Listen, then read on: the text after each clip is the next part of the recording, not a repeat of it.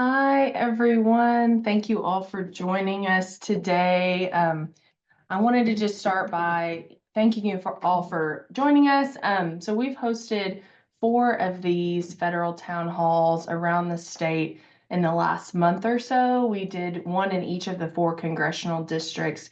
So we did Helena, West Helena, El Dorado, Little Rock, and Northwest Arkansas in Springdale. And we wanted to give everyone an opportunity who wasn't able to attend one of those in person to attend a virtual one where you can learn about what's happening at the federal level and also what you can do moving forward. So I'm Haley, I'm our health policy associate, and largely I work on Medicaid and health related issues, but every once in a while I wade into kind of event planning and things like this. So thank you all for being here. So we're going to talk a little bit about, what's at stake in Washington and what's happening at the federal level. I know there's been a lot of information, circulating in the news recently, and we really want to break that down for you and break it down to a state level and really show the impact of what potential budget cuts could do to Arkansas kids and to Arkansas families. We're also going to hear from 2 other of my colleagues, Pete Guess, who's our economic policy director, and Kristen Harper, who's our policy director. And then towards the end, we're going to hear from Lance Whitney at the Arkansas Hunger Relief Alliance. He is the advocacy director there, and he's going to talk more specifically about SNAP and about the impacts to our charitable food organizations like food pantries and churches and how cuts to SNAP could be detrimental for those programs. And then at the end, we'll have some time for a couple of questions and comments. And throughout the duration of the webinar, if you have any questions, feel free to put those in the chat and we'll get to them at the end if possible. And if not, one of us will follow up with you at the end. And then we're going to have a little bit of time where you can take action today because I know a lot of people have questions like, what can I do now? What can I do moving forward? And we're going to have some space for you to do something actionable today. So largely this week in Congress, there are lots of cuts being considered, but the majority of those are things that would benefit, cut benefits to low-income Arkansans with their health benefits and their food benefits. And this is all in exchange for tax cuts for the billionaires, right? All at the expense of low-income Arkansans. So I wanted to talk a little bit about Arkansas Advocates for Children and Families, if you guys aren't familiar. So largely what we do at Arkansas Advocates is ensure that children have the opportunities to reach their full potential. So that means, we want kids and families to succeed in this state. And a lot of what that means is making sure that they have access to the things that they need to thrive. And that includes programs like Medicaid and SNAP, having access to insurance, having access to safe housing, quality pre-K, and things of that nature, which is why we care so deeply about the cuts that are being considered. And we know what works: safe and loving homes, family economic security, access to insurance, things like that. All of these things ensure that children grow up in safe and loving homes and in locations where they have access to insurance and things like that. And we just need the political will to do it. And we know that it works. Kids that have access to these things grow up to thrive. And so we're going to talk through several of these, and I'll turn it over to my colleagues in just a few minutes to talk more specifically. But largely, we're going to talk about cuts to nutrition services like SNAP and cuts to Medicaid and Our Kids First. And we'll also touch a little bit on the impacts to those charitable food organizations that I talked about at the beginning. Lance at the Hunger Relief Alliance is going to talk about that. So now I'm going to turn it over to Kristen Harper. Kristen is our policy director at Arkansas Advocates for Children and Families, and she also happens to be my boss. So she's going to talk more specifically about the kind of breadth of the impacts that we're talking about and those specific cuts at the federal level. Okay, Kristen. Thank you, Haley. Good afternoon, everyone. Thank you again for joining us. So here to talk about what is at stake right now at the federal level and how it's going to impact our state. I do want to note, as we go through the next few slides, you'll see lots of different numbers. And so the numbers that you'll see on the slides, those are based on the House passed version of the bill. We don't yet have the Congressional Budget Office estimates for some of the Senate versions that have come out just over the last week, though I will talk about a few differences between the House and Senate bill. But again, the numbers are tied to the House version, so just wanted to mention that. So what's at stake? We are extremely concerned because we are looking at significant cuts to critical anti-poverty programs like Medicaid and SNAP. And not only are there cuts here, and we'll talk about some of those numbers, but the bills, both versions, are going to increase hardships on people in a lot of different ways. Examples of that, work requirements. And so on the Medicaid side, both bills impose some level of work requirements. For those of you who have been in Arkansas for a minute, you might remember that Arkansas already tried work requirements. Passed in 2017, implemented in 2018, and during just a few months' time, 18,000 people lost their Medicaid coverage when we implemented those work requirements in our state. And the sad part is, not only did that many people lose coverage, there was no significant change to employment in our state.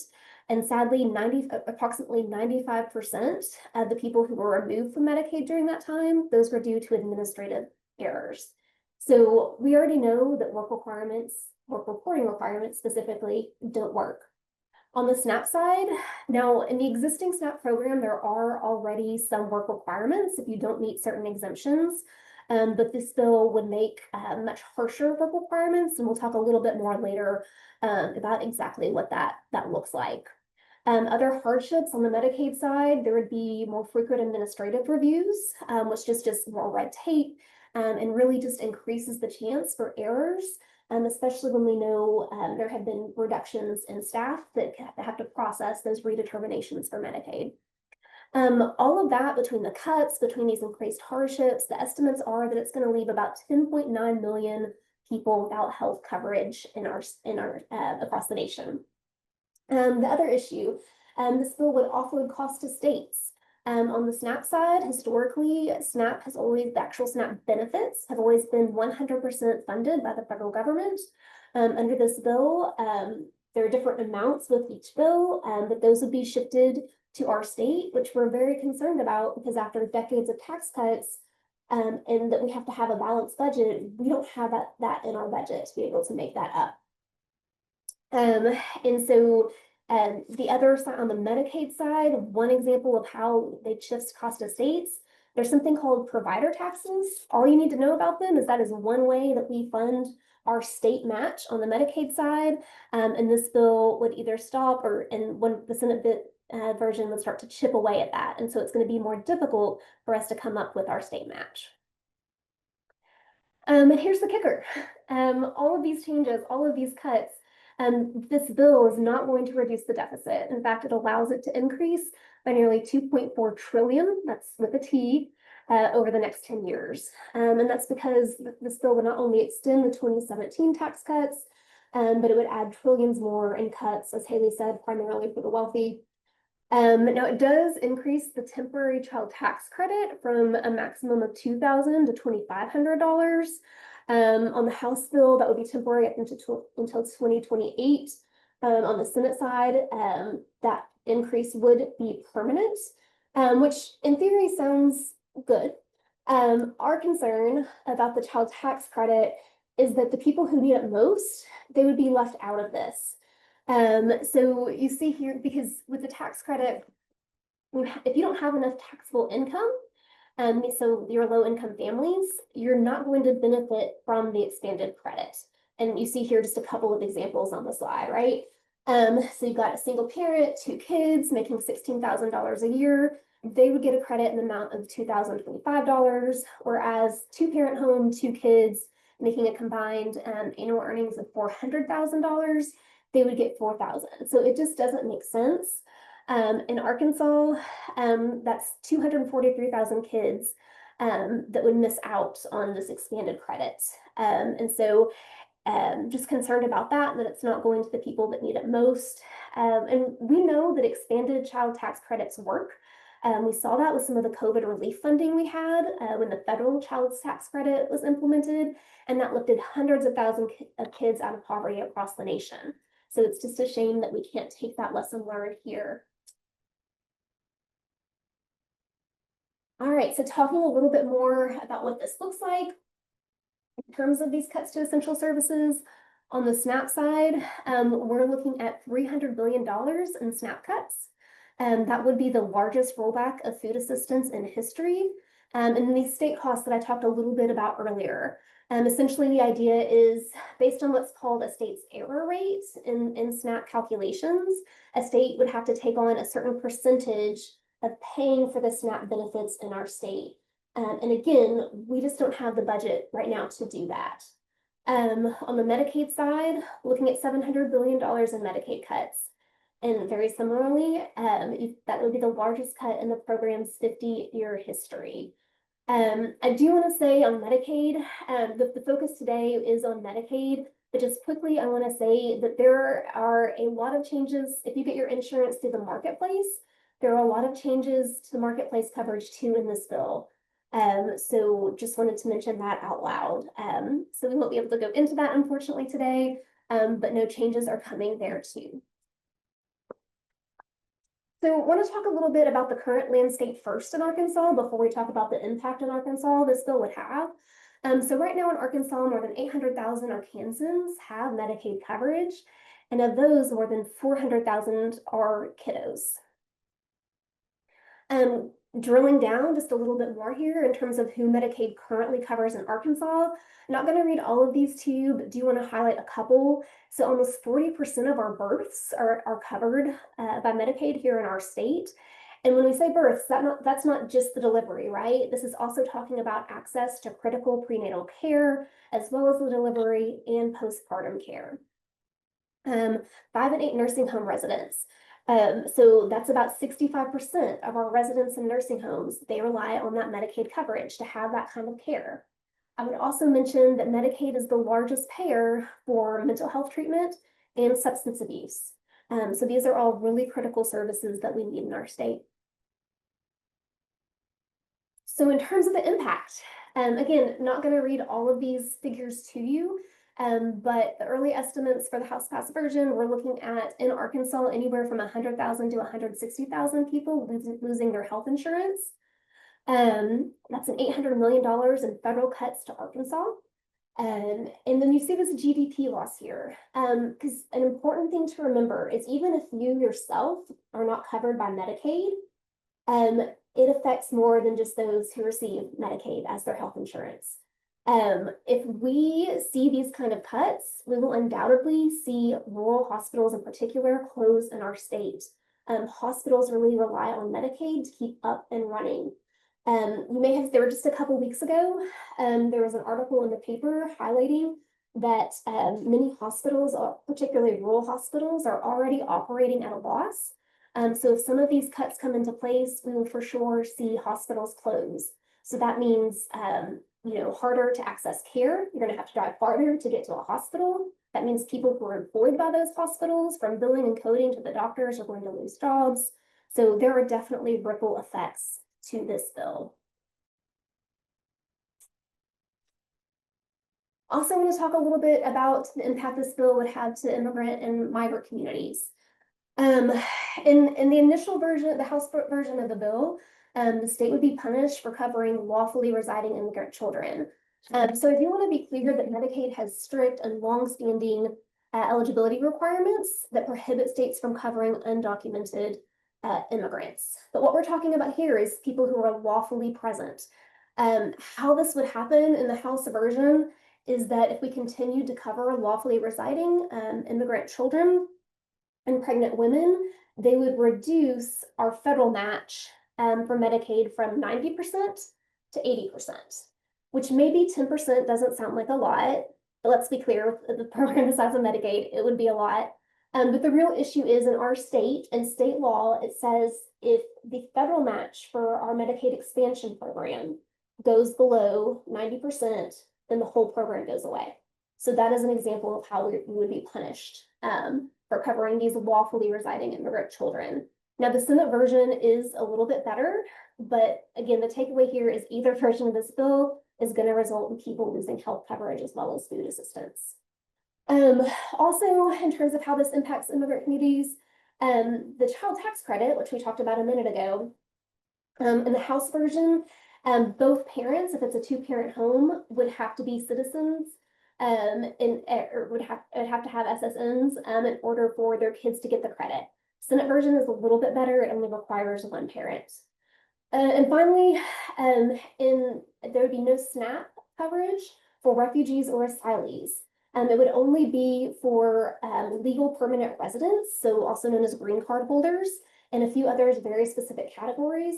But it would leave out people who, once again, are lawfully here, and are refugees and asylees fleeing things like domestic violence and human trafficking. The Senate version also adds Medicaid to that. That only those, that it would leave out refugees and asylees from being able to obtain Medicaid. So lots of impacts here to our immigrant community that we're very concerned about. All right, so moving on over to SNAP. Again, just starting with our current landscape.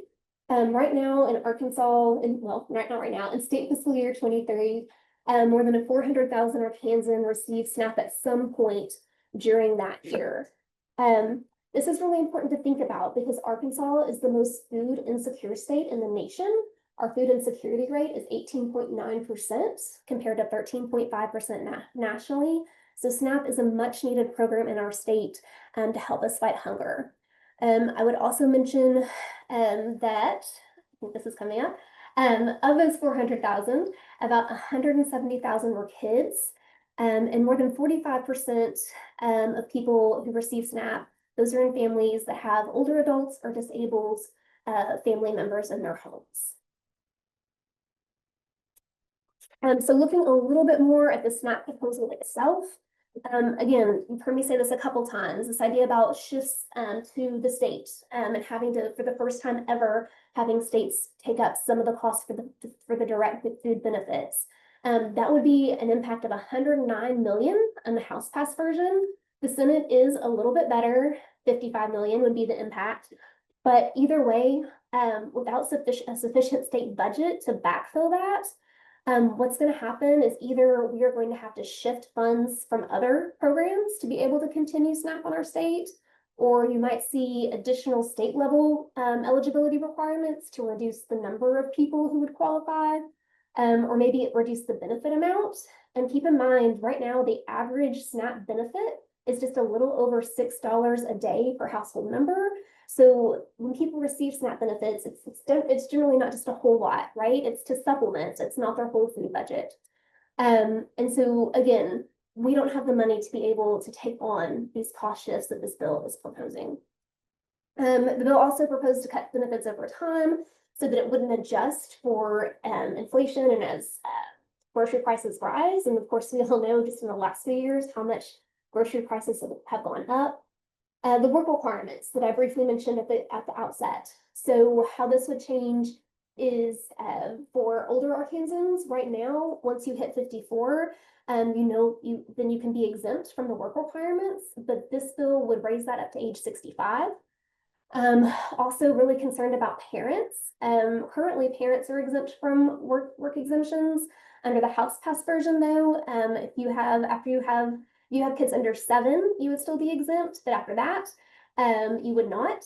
So really concerned about that, especially during the summer months when affordable quality childcare can be really hard to find. The Senate version is, again, a little bit better. It raises that age up to, if you have a child under 10, you could still be exempt. But again, either way, these are harsher work requirements for both parents and older adults in both of these bills. We've already talked a little bit about how it would limit eligibility to lawful permanent residents, your green card holders. So again, there are a lot of immigrants who are lawfully residing who are not lawful permanent residents. Again, those are often people like refugees and asylees fleeing some really tough situations like human trafficking and domestic violence. Finally, you see down here that grocers are opposed to it, which is not surprising because you've got to remember that 2,700 retail stores in Arkansas accept SNAP.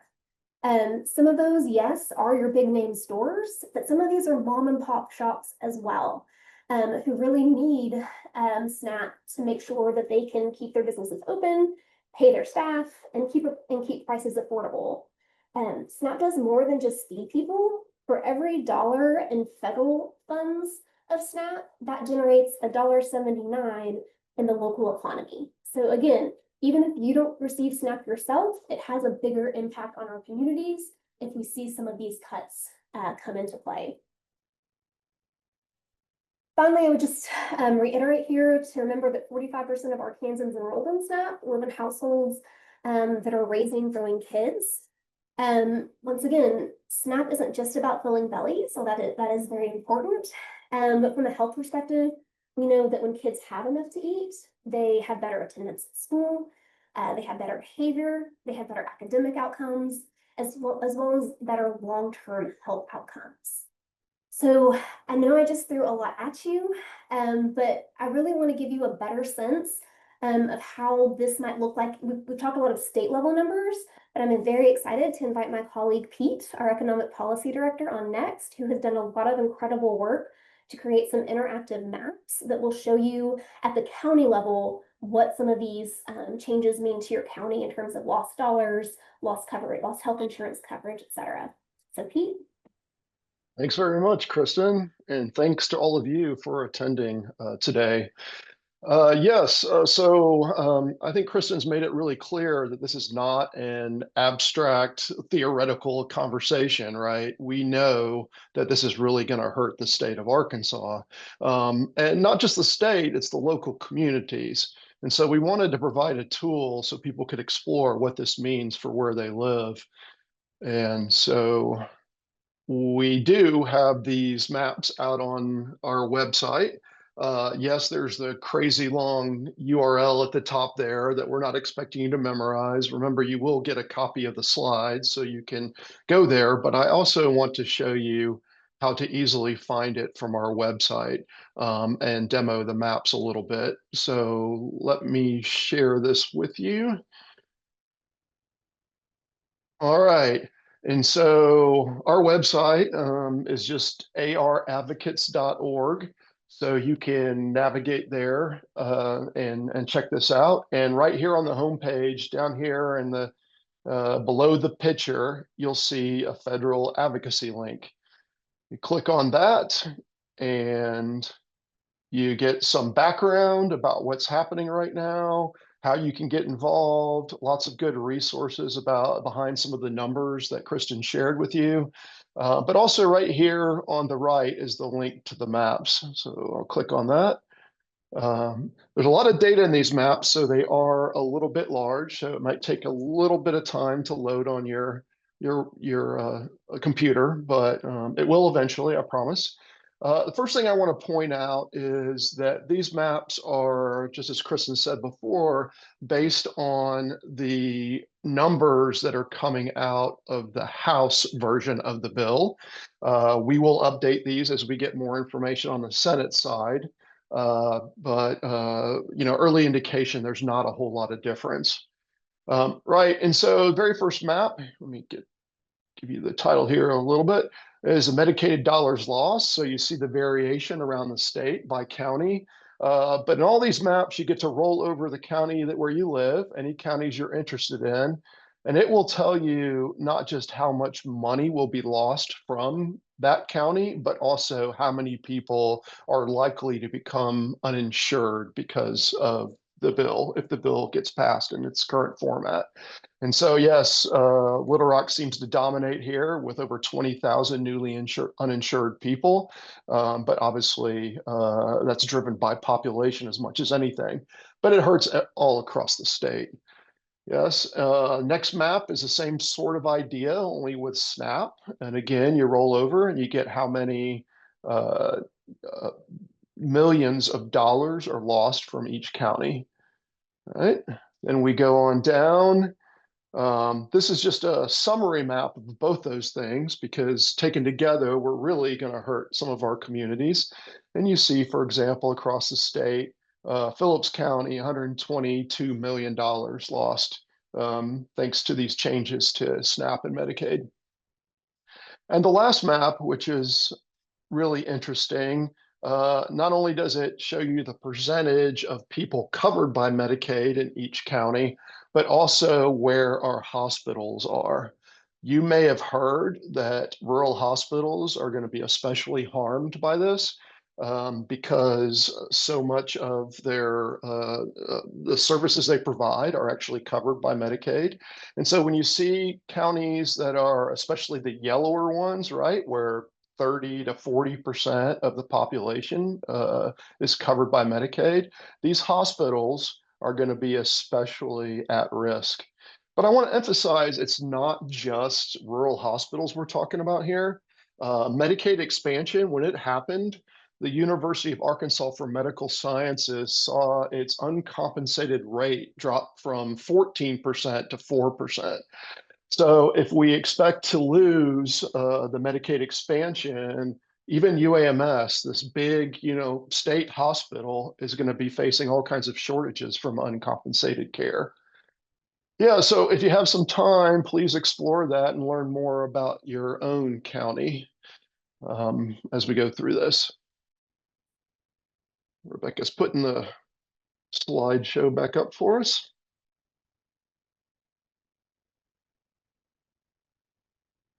Okay, let's talk some about the players here. Obviously our two senators are important because this is now being considered by the Senate. So we really do encourage you to reach out to them. Senator Bozeman, committee chair for agriculture, which is in charge of SNAP, so especially important.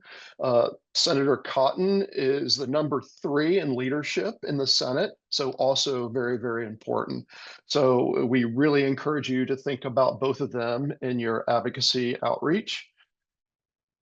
Also, though, you shouldn't forget about your congressman either. Yes, this is in the Senate, but whatever the Senate does, it's going to have to go back to the House. So we want you to really think about reaching out to your representative as well. And you see them listed here for the 4 districts around the state.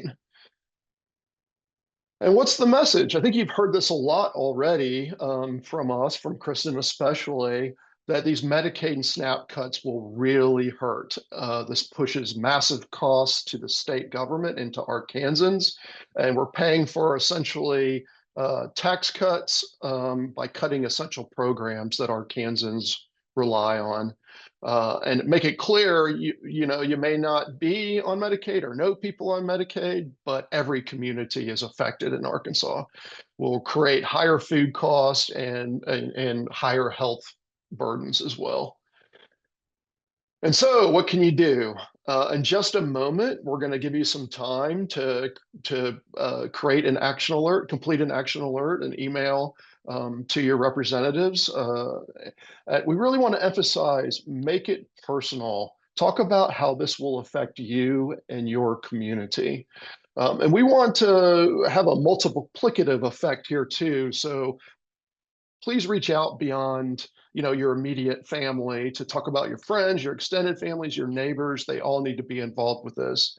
And finally, you can always sign up for updates from us through our Action Alert program on our website. So at this point, I'm going to turn it back to Rebecca, who's going to guide us through this opportunity. Thank you, Pete. So we still have plenty of more to go after this, including a timeline of the votes, and you'll also hear from the Hunger Relief Alliance about how this will impact the people that they work with. But first, Haley's put in the chat the link to our action alert page. We'll take about 5 minutes if you can complete that action alert. Hey everyone, I hope you had a minute to complete the action alert. Wanted to play that music because unfortunately we just can't get through all the harmful impacts of the bills, but they are many. And I'll put the slides back up for Pete. Yes, thanks, Rebecca. Great music choices. Yes, I want to say a little bit about what happens next. Right. And so, as you know, we've been talking mostly focused in on the House version of the bill. There are some differences, of course, with what the Senate's considering now.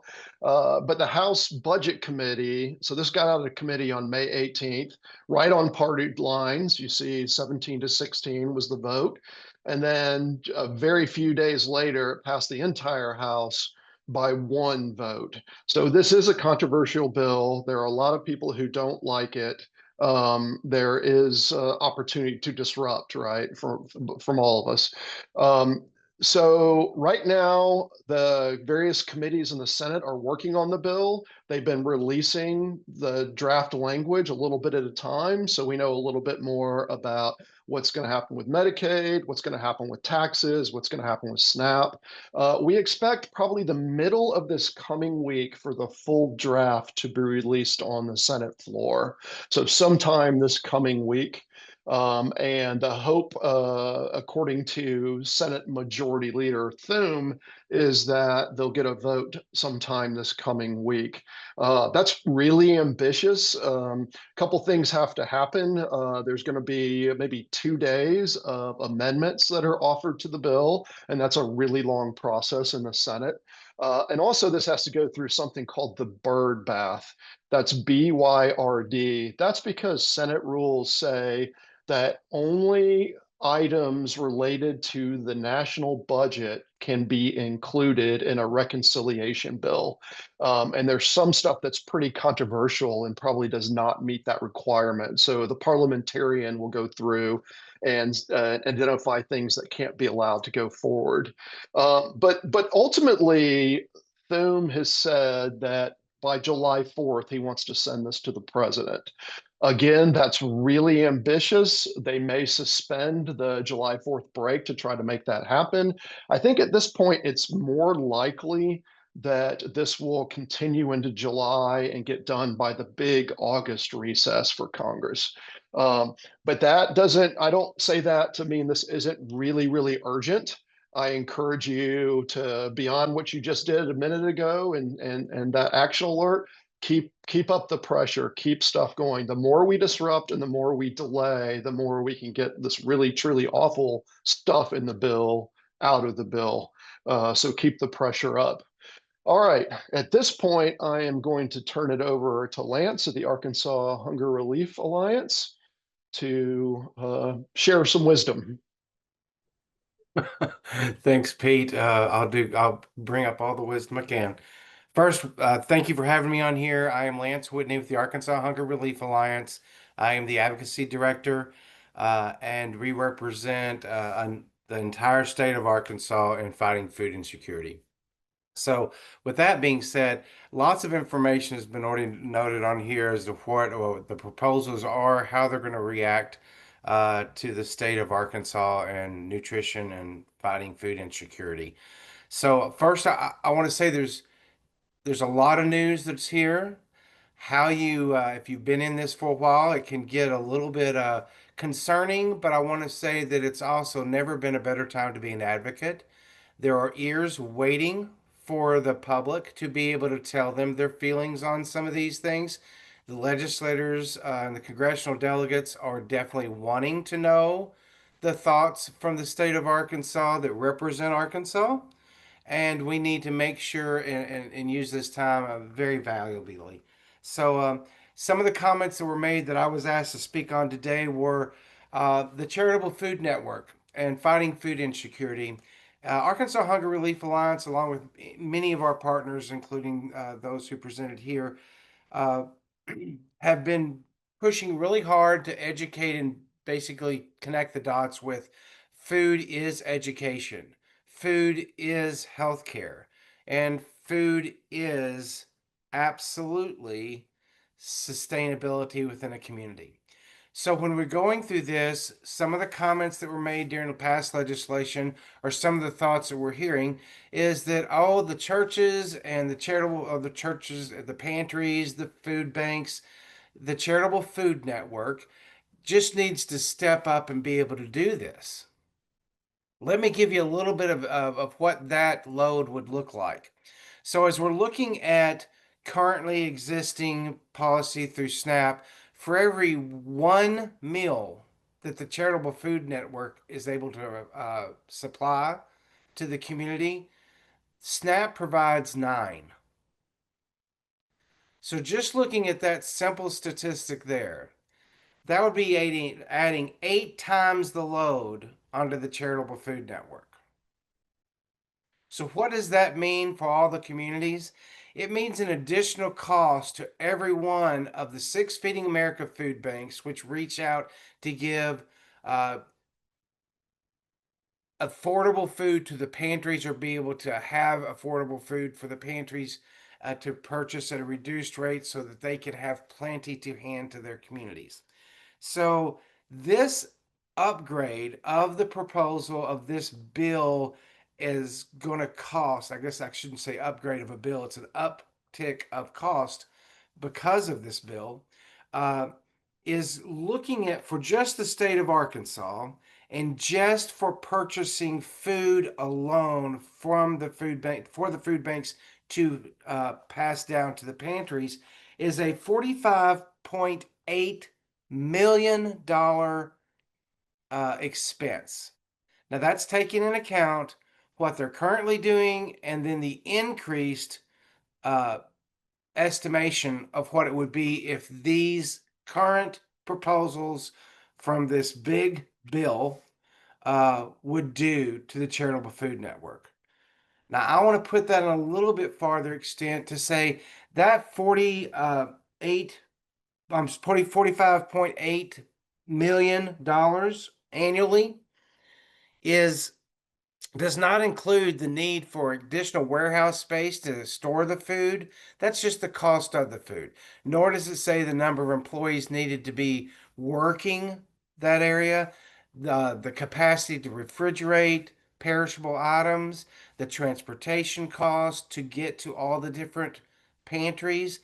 And it also doesn't include what that pantry would have to do to accommodate that kind of load. So we're looking at a unmanageable current expectation of what the proposals would give to the Charitable Food Network. The Charitable Food Network would probably do anything they possibly could do, but I think this is obviously too heavy of a burden for anyone to be able to handle, and that needs to not be written off as, oh, they can do that. They need to know that this is not able to be handled in a situation that the Charitable Food Network is set up to do at this moment. So with that being said, I want to also say the community sustainability has been mentioned, but it goes without being said. The communities that our food banks and food pantries are serving as a supplemental with the SNAP and all the proposals of those people who lose benefits, because the estimation is that adults at risk of losing SNAP in Arkansas is somewhere around 27,000 people. Now, the total number of people at risk of losing some amount of SNAP, not the total, and that is closer to 61,000 people. Okay? 61,000 households, I'm sorry. So when we're looking at the burden that's going to be on here, the inability to cover it through Charitable Food Network, the loss of healthcare, the loss of possible grocery stores being able to have the business from SNAP, we're expanding out the food deserts, we're expanding out the lack of healthcare. So a community, whether you're getting SNAP or not, will be affected on access to a hospital, access to a grocery store, and access to an employable community and consistent sustainability within that community. Okay? I encourage this exciting time to be an advocate. For it not to be a one-time go, I think what we did earlier and during that great music, by the way, was able to do a one-time drop note to your senator. I'd say make sure you're doing mail on Monday. You can mail it to the DC, you can mail it to the local offices of our senators and our congressmen. Tuesday, you can do telephone calls, either to senators or representatives in DC or local office. You know, choose a day to do some kind of community if you do fellowship or friends. It's so important right now for the voice of those who it's going to affect on these policies that are unfair and aren't looking past the written document, but to the actual application. It's a great time to let your voice be known. It's a great time to be able to understand this, not just in how it's written, but also see what happens down the road and what it's going to affect. And it's going to affect your grocery bill. It's going to affect your community sustainability. It's going to create the success of your school programs, our education, and our healthcare system. It's very, very, very important for us to be the best advocates in getting our voices to those who make policies to understand we're not only listening and watching, but we're letting you know frontline what's going to happen. And it's important because if they don't hear from you, they don't know. And don't do it just once, do it daily. Do it, make it fun and figure out a day to do it. Do it one time with your neighbors, do it sometime with your friends. Make it a conversation where you do fellowship. Anything that can be done, but don't think it's just a one time and drop it. I would encourage you to do a daily message of some sort in whatever creative way and tell your story. Just send the message, don't cut SNAP. Send the message, don't increase costs to the state of Arkansas with our balanced budget requirement. We need the voices of the people of Arkansas to be able to make sure those policymakers hear your voice. It's vitally important and it's unbelievably exciting to make sure that we have one voice saying exactly what we need. And that is no cuts to SNAP, no cuts to Medicaid. And we want services to the underserved for those who are most in need. I appreciate your time today. I could talk about 100 things in this policy, but there's been a lot of, pardon me, a lot of information given already. I want to thank you for your time. And if there's any questions I can answer, I hope you'll contact me at Arkansas Hunger Relief Alliance. Thank you, guys.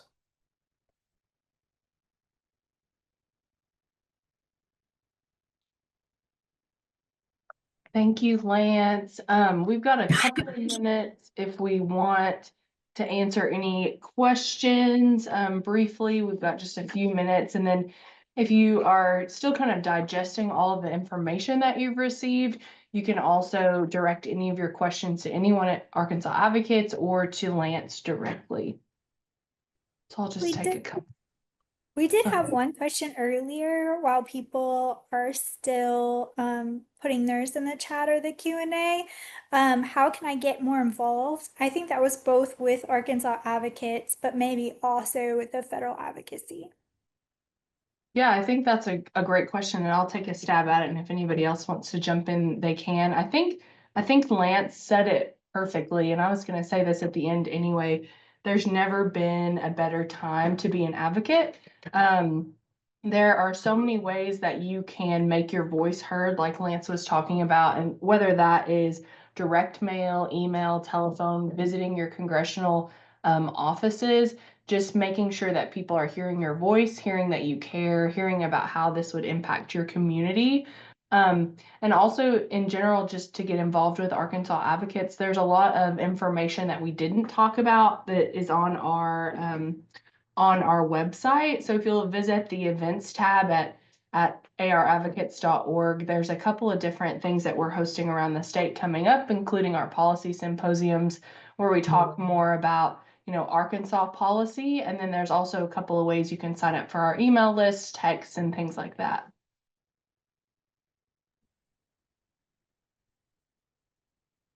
And Pete just put the action alerts link in the chat.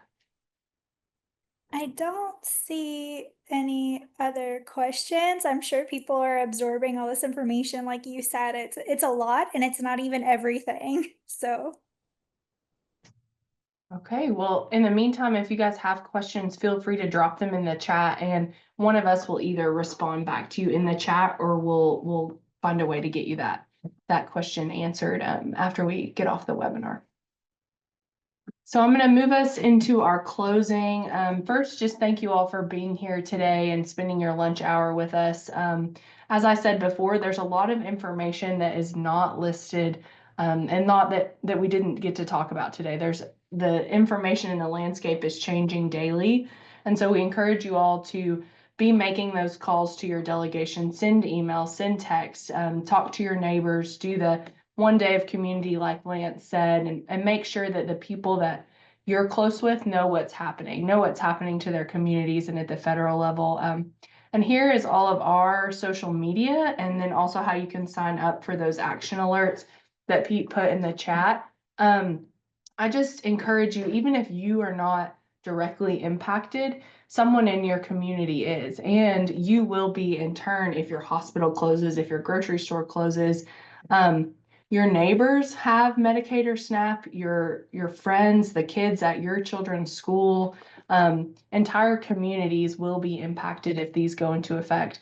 So I encourage you all to stay vigilant, to stay alert, to stay engaged. I know with all of the information that's coming out, it can be overwhelming, but more than ever now, our congressional delegation needs to hear from Arkansans, needs to hear that these cuts will be detrimental to Arkansas families, to Arkansas kids, and that hospitals will close, grocery stores will close, and entire communities will suffer if these go into effect. And I also just encourage you to stay in community. We talk about that at Arkansas Advocates about how sometimes this work, with all the ever-changing information can be overwhelming. And I encourage you not to do it alone. Find a community of people and encourage them to get involved with you.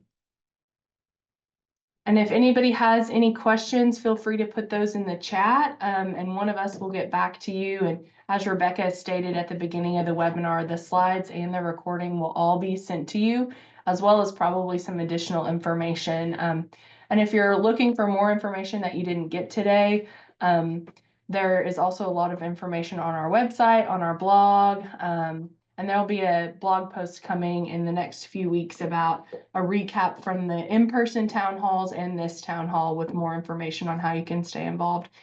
I hope you all continue to band together and stay in community, and thank you all for attending, and we'll see you guys next time.